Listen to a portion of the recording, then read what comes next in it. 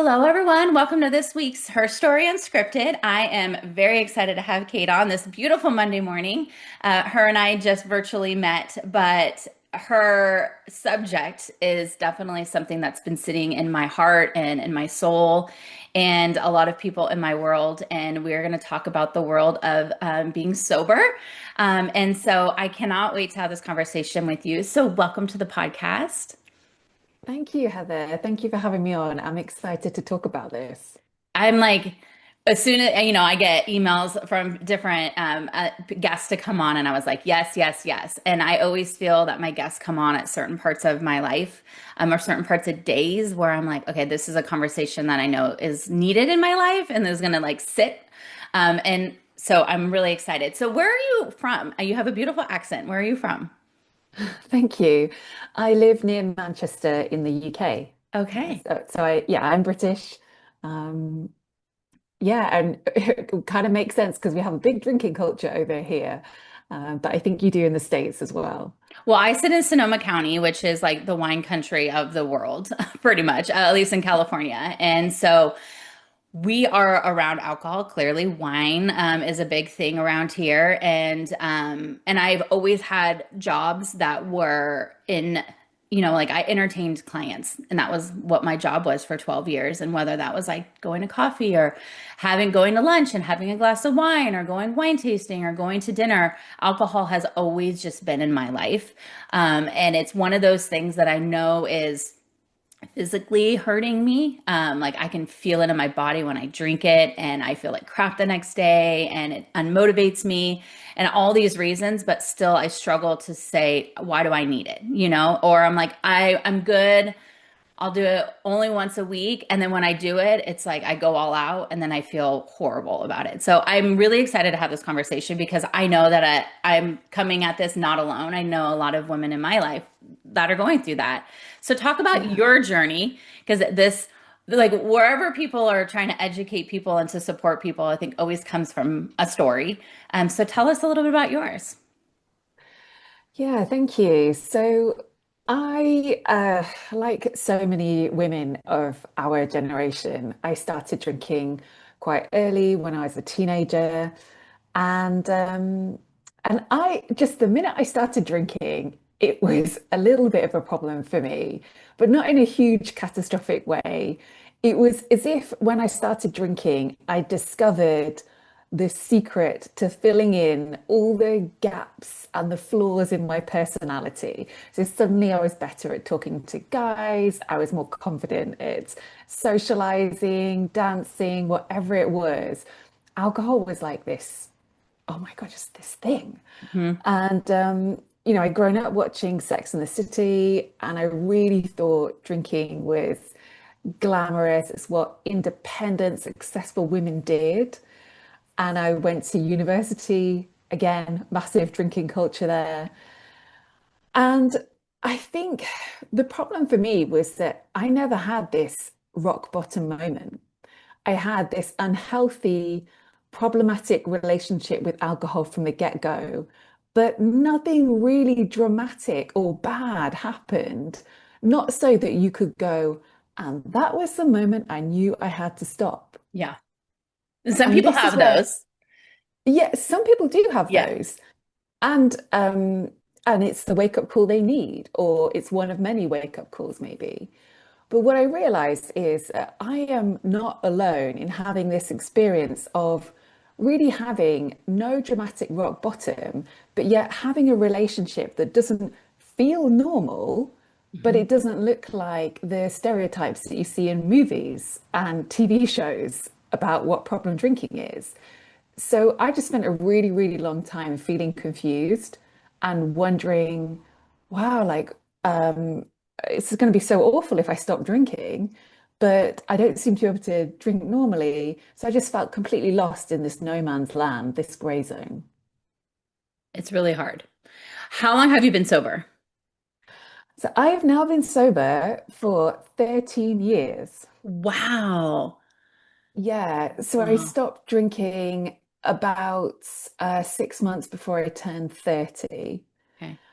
which I look back now and think, Oh, wow. That was probably one of the most sensible things you ever did. Uh, I'm but really trying to get to that point where I'm like, I just need to stop. Like, I do so good. And then it takes out one moment of, okay, I'm just going to have a glass of wine. We're going to go to a winery. We're going to have a glass of wine. And then one leads to two, and then two leads to a bottle. And then you're just like, wake up the next day and you are now non-motivated. You feel like crap. I get anxiety. Like my biggest thing, what I've noticed, I'm more of a day drinker because I've noticed when I drink at night, like the sugar intake really like amps me up and it keeps me awake. And then I have nightmares and I can't sleep. And it's just this like awful pattern. And it's just, it's one of those things that I know I need to stop, but it's such a social thing. mm, yeah, so I hear you. And just by the way, on the sleep point, in Matthew Walker's book about sleep, he's a sleep expert. He says the only time of if you want to drink and not have it affect your sleep, you need to drink in the morning because it takes that long to get alcohol out of your system. But no one is recommending drinking in the morning, obviously. But yeah, it comes with all these side effects. And I think what you're describing there is really, really normal. So you're having these reactions to it that if we were talking about bread or dairy, you'd probably be going, you know what? I think it just doesn't work for me. I think I should maybe stop using it. Maybe I'm a little bit allergic. It's not, doesn't fit with me.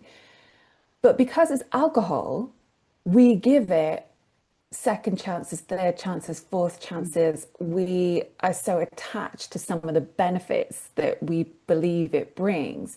And a big part of my work is helping women see, okay, I'm worried about that I'm going to lose this and this and this. So how can I build up my own skill set so I feel like I could socialize without it or I could do this without depending on that wine or those cocktails? And what is your advice around that? Because I think that's the thing, right? And especially even now, I still go to networking events and there's wine. And now people have gotten better. Now you have like a sparkling water option or water. But it's just this like not forced thing, but it's almost like if you don't do it, people are going to question why you don't do it. Yeah, and and I remember having that same concern as well. So I think just like two things. First of all, you've got to make the decision going into it that you are not going to drink and kind of embody this sort of badass energy that look, this doesn't matter. It doesn't matter what liquid is in my glass. I'm not here to drink the same liquid as other people. I'm here to network, to socialize. I am worthy just because I am, and have that kind of energy about it. Because when I first quit drinking, I was very apologetic the whole time. And that invited in this kind of negative energy, and people would give me a hard time about not drinking and all this stuff. Whereas now I'm much more like, hey, you want to have a fight about this? Like, I'll take you on. Yeah. Like, I'm so confident as a non-drinker. So you've got to get your mindset straight. But the second thing is to think, okay, look, maybe I'm just learning a new skill here. Mhm. Because if you have socialized with alcohol since you were a teenager, it's like a muscle that hasn't been exercised for a while. And now you've got to like go to the gym, build those sober muscles, so to speak. And for a little while, it is going to be uncomfortable. But when you master this and suddenly you realize, oh my God, I'm Heather Nelson. I'm actually really fun to be around. I'm sociable. I'm great. Of course, I can network without a drink. It does change something within you, but it just takes a bit of practice. It's interesting you said the fun thing because you had said that you had used alcohol to kind of make you less, more of an extrovert, right? Instead of an introvert because it like made you have a little more confidence and you're a little more willing to talk to people. I think that's the thing for me that I struggle with, and people are probably gonna listen to this and be like, "Wow, I never really felt that she felt that way." But I've always been the social drinker. I'm always been the entertainer. Like, hey, let's go have drinks. Or I'm always like, let's go to lunch and have a glass of wine. Like that was almost like who I am in a way. And I also feel sometimes that I'm like, am I still fun without alcohol? Because have felt over the years. I mean, I've been drinking since I'm 21 and I'm 43 years old. So that's, what, 20 years. And like that is what I struggle with is, am I going to be fun without it? So what does being fun look like to you? I don't know. I'm like, why do I even think that way? Do you know? But that's kind of like I feel I'm a little more outgoing and I'm a little more like joking, but I'm also that way sober. So I guess it's like a mental thing in my head that I'm think that this is who I need to be to have fun. I do have friends that I really enjoy like going and having drinks with. Those are like the people and I always have such a good time. But I'm like, why can't I just feel that same way without the alcohol? Yeah, You because know? you're a podcast host. You wouldn't be hosting a podcast if you weren't Totally. naturally engaging and warm and great to speak to. And I bet all your friends would say they love being around you because of who you are. Yeah. So it's so funny the tricks our mind plays on us. And it also just goes to show how we associate certain things together. Hmm. So you've had these good times with your friends through drinking, and now it seems, oh wow, well, what if I take the alcohol away? Will it be so good? But actually, we won't know until you experiment. And I always say to people, don't just go and collect one piece of data. Go and do this 4 or 5 times, then come back and we'll draw some conclusions.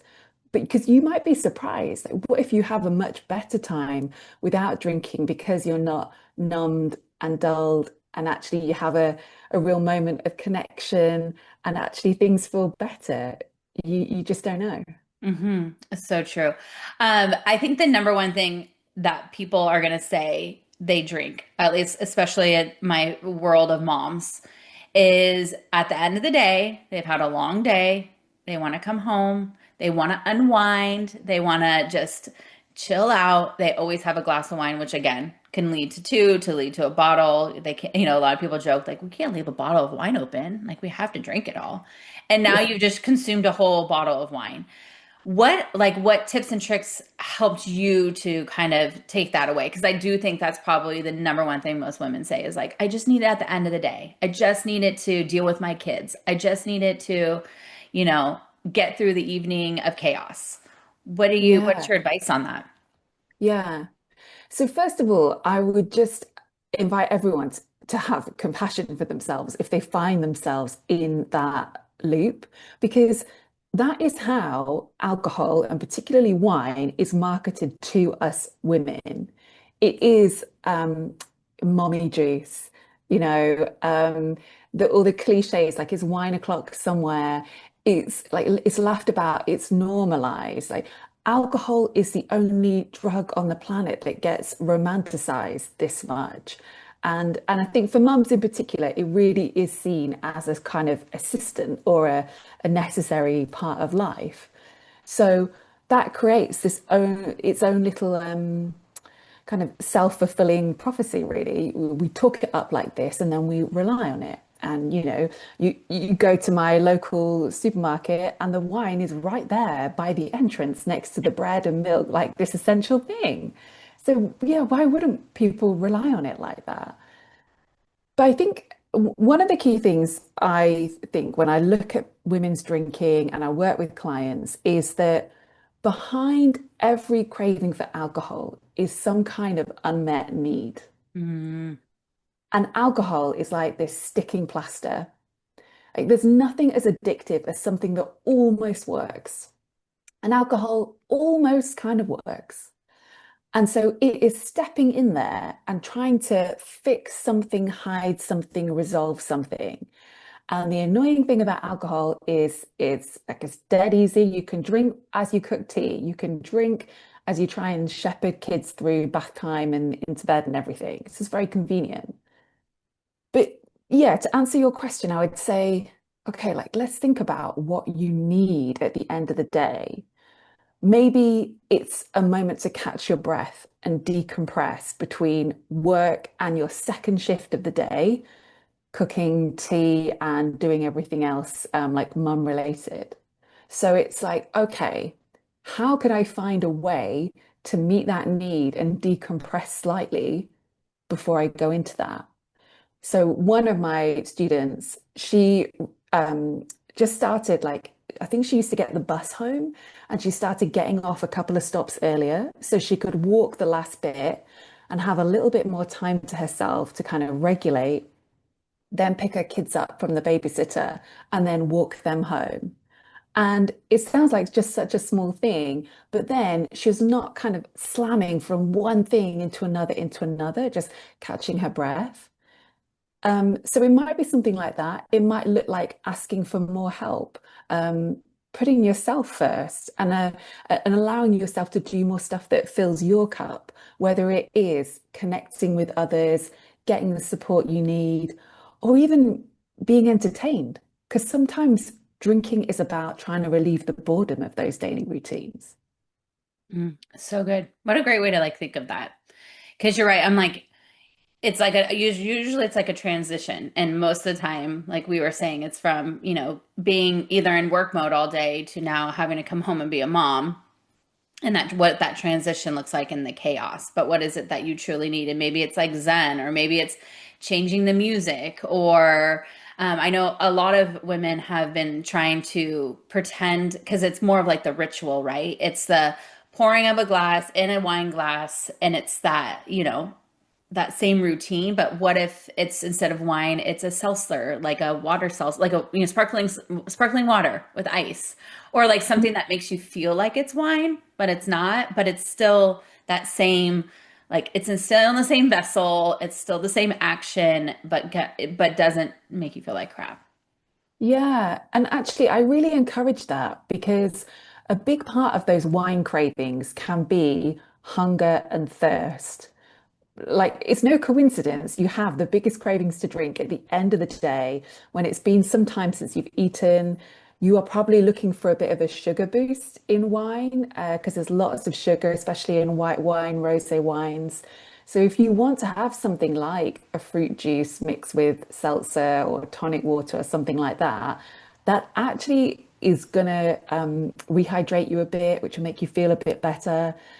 Another really simple hack is to have a snack because, again, hunger can feel a lot like a craving for alcohol in your body. So, in these little rituals, they are meeting these needs that we perhaps haven't stopped to think about. Oh, yeah, I actually have this legitimate need here for water, for sugar, for an energy boost, for food.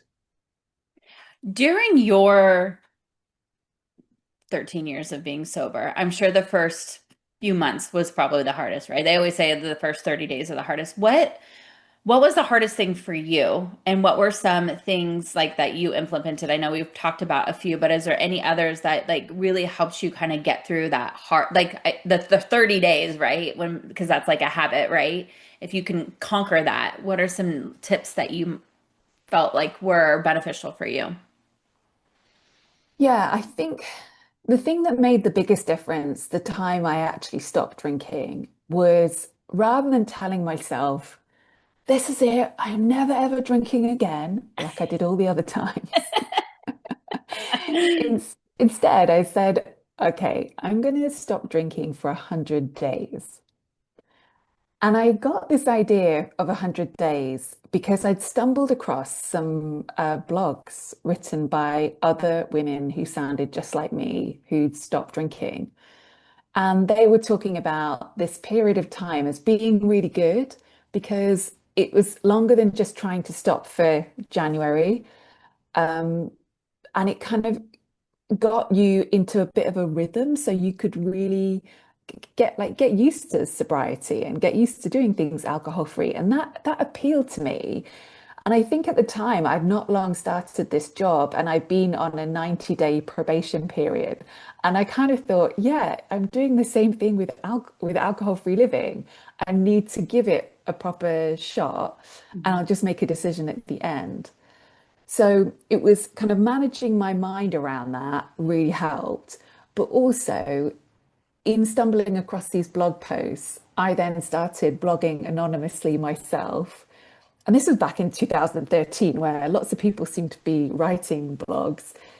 And I started commenting on other people's and accidentally creating this community. And that was really transformational for me because I'd been alone with it for so long. And suddenly I was, in this very clunky way, having conversations with other people who were going through the same thing at the same time. Interesting. So, community, I'd recommend. Yeah. Yeah.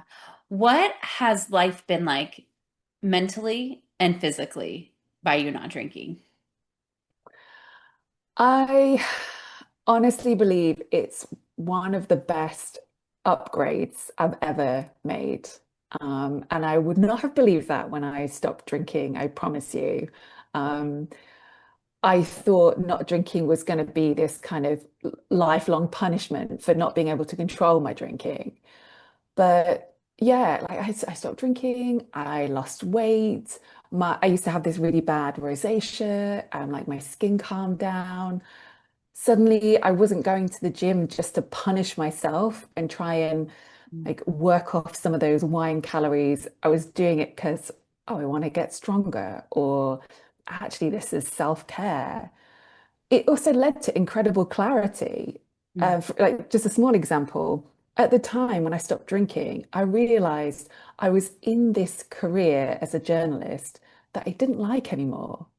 But I'd worked so hard to get there. And yet I suddenly realized, oh my goodness, I'm so bored. And a Mm. big part of my drinking is that I spend all day here doing stuff that actually is not fulfilling me. And so I need to change that. And yeah, without stopping drinking, I don't know if I would have ever realized that. And maybe I would still be in that career today. Um, so yeah, just gosh, on so many levels, it's changed me and made me a more confident person. And even the challenging times I'm grateful for now. That's so good. I know I always think about the amount of time I would get back by not drinking because, like it's one thing to go and have a glass of wine with a friend, but then you come home and you're like very unproductive. It's if you had things on the to-do list or you had things that you were going to work through, you're like, I'll just get to it tomorrow.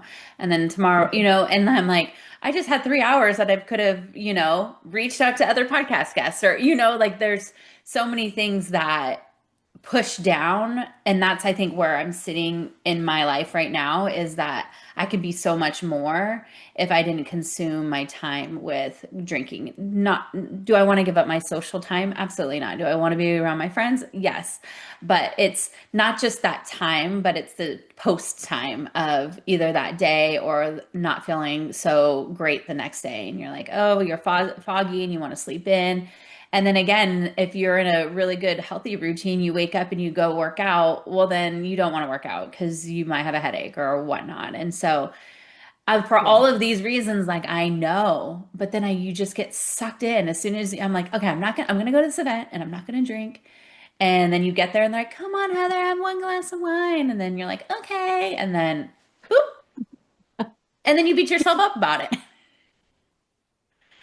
So I think for you, I just wondered if you have tried not drinking for a while just to see how that feels, almost like a taking a car for a test drive. Like I don't know if that's something you've experimented with for I, long I mean, I do. periods I'll or go for like a week period. I mean, even this weekend, like I was around all of my best friends and, I wanted to, but I was like, why? You know what I mean? Like, what's the point? yeah. And I didn't, and I was fine, And so I'm like, see? And then I felt better. I woke up today and I'm ready to go. I'm not like slow behind. And so yes, I definitely know. I think that the one thing that came to mind for me and that seems to be helpful when I am trying to go on a non-drinking thing is taking it day by day because then I look ahead and I'm like, oh, I have this event coming up and I can't wait because, we're going to go float down the river and I want to have some beer or whatever it is. It's like you get in your head about the future things and how you're going to work through that moment instead of just taking it day by day and just saying, okay, today I'm not going to drink and Mm. we're going to try it today and then tomorrow you know what I mean? And not thinking ahead. What are your thoughts around that? Yeah, I think it really depends because I completely understand what you're saying. There's always something on the calendar. There is always a reason why it's not the right time. Yep. And I've been running the sober school for a while now, for 10 years actually. And in that time, the only period of time I can recall when everyone had empty calendars and nothing to do was during the pandemic. And were people stopping drinking then? No, they're actually drinking more than ever because people were bored and stuck at home. So yeah, there will never be a good time to do this. Some people really love taking it one day at a time. It just helps them focus on that day and not get too far ahead. Like I was talking about when I used to try and quit forever, which is crazy. Um, Other people do like this almost the safety of saying, you know what, I'm not drinking until this date. It's like I've made the decision, it's off the table, and come hell or high water, I'm not going to drink through these events. And the advantage to that approach, if you can get your mind on board with it, is that then you do push yourself to go to that afternoon you described and not drink. And although you might not feel super excited about it, when you do that, that tends to be when you have the big breakthroughs, because Mm. maybe you have a great experience and then it changes something in your mind and you think, oh, actually, I can do that. I didn't realize I could do that, but I just had a really good time there. And those are the little shifts that kind of get you closer and closer to an alcohol-free lifestyle. Why do you think the younger generation that's coming into the drinking age is not drinking? Because I know that is like a big topic of conversation, especially a lot of my clients are winery owners and they say, oh, this younger generation is not drinking. Why do you think that is? I don't know. I have lots of theories. But yeah, here in the UK, it's exactly the same. Our problem drinkers are women in their 50s who are quietly drinking at home once the car is safely parked. So all behind closed doors. It's not tracked, it's not visible. Mm, But yeah, as for the younger generation, I think there are a couple of different theories from the fact that they are more connected than ever. mm, So when I was very young, going to the pub to drink and socialize, well, that was the only way you could see your friends, unless you literally wanted to call them on the house phone. Um, so like, like our training, our social training was around alcohol. mm. Yeah, young kids, teenagers, women in their 20s, they don't have that today. They also know that every single thing they do is tracked. There's a photo of it, it's put online. I mean, thank goodness no one was putting online the stuff that I was doing in my 20s. We literally said that this weekend. Yeah, Thank God. But we missed those days because we were off the radar. No one knew where we were. There was no evidence of what we did, but we're like, the things that we did were not great. no, absolutely not great. And then the only other thing I wonder about is we grew up with kind of parents in the 80s, 90s. There was a certain way of parenting then, and it's not how we parent now. You do teach kids now to be a bit more emotionally available, to be able to sit with their feelings. There are kind of life skills that I think younger people have that perhaps we weren't shown how to have. And ultimately, drinking always comes down to trying to escape an emotion or trying to amplify an emotion. And if you're an emotional ninja, great at dealing with the ups and downs of life, you're probably not as attracted to alcohol. And I don't want to generalize, but I just wonder if that's also a difference today. Hmm. So interesting. Okay, you've mentioned this sober school, which is the work that you're doing now. Talk about the work that you do. Who are your clients? What is the work that you do with them? Yeah, thank you. So at the Sober School, I have a coaching program called Getting Unstuck. And it's meant to do what it says on the tin, like get you unstuck from a pattern that you're not happy with. And what I invite women to do is come and join me for 6 weeks. It's a sort of 6 week program, and I run it in cohorts. So everybody starts at the same time. You get this online community, which is huge for the women I work with because they largely feel very alone and they aren't sharing this with anyone. So, yeah, through this course and this coaching program, my goal is to teach them how to stop drinking and do so in a way that doesn't feel like a stone in their shoe or a cross to bear. I can always say I want alcohol-free living to feel like an upgrade, to feel like something, a lifestyle upgrade you can get really excited about. Because the thing that put me off stopping drinking for so long was that the only stuff I could see online was about how this was going to be a constant battle. This was going to be very difficult, going to be in recovery forever. Well, no, it doesn't have to be like this. When people stop smoking, they don't spend the rest of their days talking about how they're a recovering nicotineaholic. Like they're just an ex-smoker. And I am an ex-drinker, and I would love other people who work with me to be able to say that too. Something I did, it's not something I do anymore. Yeah. How many women have you helped get sober?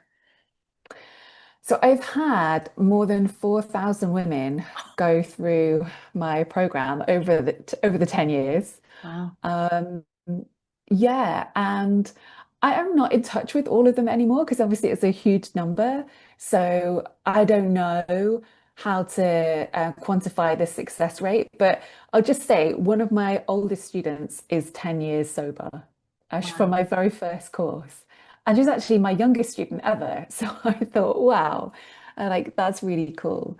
So yeah, I have students who are over a decade alcohol free and women who've just completely turned their lives around. And the really cool thing is, because of the kind of women I work with, they tend to be very high achieving, very driven. They are running businesses. They are juggling work life, family life. To be able to do all of that as you drink at the same time, it requires real grit and determination. So when you take alcohol out of the picture, they just soar because they're already a bit superhuman anyway to be juggling all of that. I always say you need to be strong to be a drinker. So yeah, it's very rewarding to see those changes. I remember reading that about you, that you do work with a little like a higher execs or higher achiever women who are managing a lot, probably like myself. And we use that for that coping mechanism, right? To like help us, I wouldn't say escape, but really to just like be. And I think what I've been trying to do, it's on my to-do list every day, and I just need to figure out where am I in my day that I'm gonna need to put it is like meditation, right? Like, can I just sit with myself for 10 minutes and just regulate myself that way versus having to rely on a glass of wine at night? Yeah, yeah. So I think we can be sort of understanding and compassionate about the fact that wine has kind of established itself in our lives, in our world, because it is kind of serving this purpose. But also, if that feels like a problem, then you absolutely have to replace that with self-care tools like you're talking about with the meditation. And I know that does not sound as sexy, it doesn't sound as fun, but sometimes self-care is really boring. And if you're drinking and you're suffering because of it, well, it's worth doing the boring self-care to make yourself feel better in the big picture. And I think to somebody who is a social person, and I think of this as myself, especially when you're entertaining clients or connecting with people, instead of saying, "Hey, let's go for a happy hour, let's go for a drink," like, how about we go for a walk? How about we go for a hike? How about we, go paddleboarding or doing something more active or more out in nature that doesn't require us to sit down and to drink? And I'm like, the amount of money that I have spent in alcohol. I don't even want Yeah, to know. it's crazy. There was something I read the other day that said the average drinker spends £60,000 on alcohol in their lifetime. So I think that would be about $80,000. Um, but I was a high achieving drinker, I would have been spending way more than that.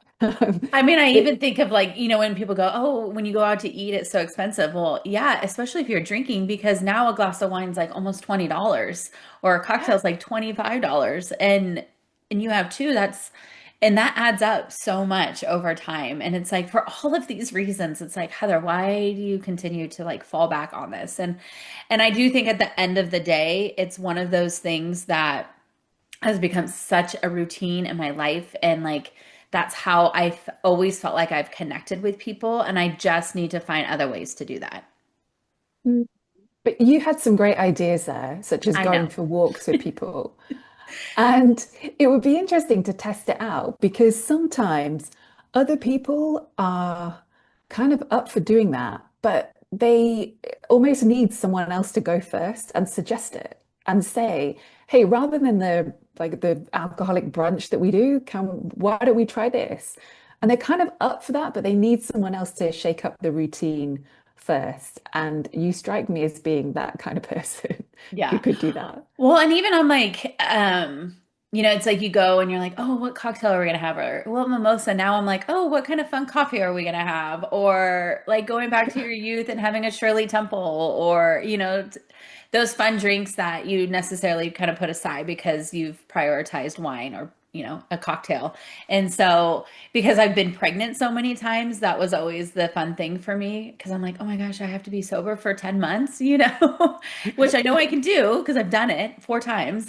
And it's like, but then that was always the fun thing is trying different drinks that you necessarily don't get to normally have. Yeah. Yeah. And there is a lot out there. There has never been a better time to be alcohol free. Yeah, the alcohol free drinks industry is booming. And it's booming for a reason. They wouldn't be making these drinks if there wasn't demand for them. hmm Absolutely. Okay, so since we've talked about a lot of different things, but if you with working with all of the students that you've worked with and the women that you've worked with, what do you think the number one thing is that you see over and over again that you can kind of like leave as a little nugget for somebody who's kind of been struggling with the should I be sober, should I not be sober? Yeah, I think the question that I get asked the most is, hey, Kate, do you think I need to stop drinking? Like, how do I know? How do I know? And it's the million dollar question, of course. And there's a part of us that just wants someone else to tell us the answer.